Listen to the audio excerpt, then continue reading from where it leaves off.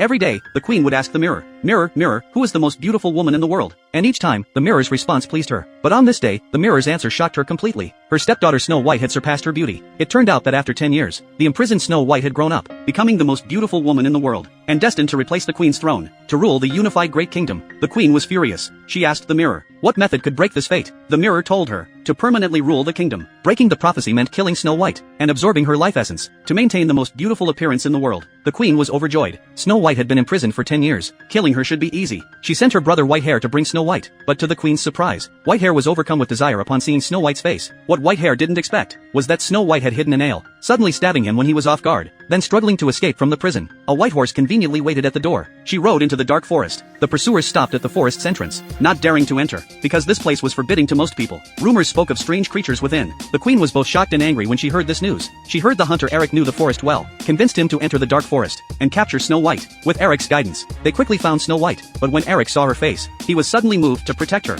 He instantly betrayed his mission, turning and knocking down the white cat and others. From that moment, Eric transformed from a pursuer to Snow White's guardian. They wandered through the forest, but the forest was full of dangers. They accidentally woke a sleeping tree demon. Its morning temper was terrifying. It smashed a tree stump with one punch. Eric's attacks were like tickling. The demon sent Eric flying 5 meters, and prepared to kill him. At the critical moment, Snow White stepped forward. When the tree demon saw her incredibly beautiful face, it surprisingly calmed down, shyly running away. Incredibly unexpected. They thought the crisis was over, and sat to rest, when suddenly they were attacked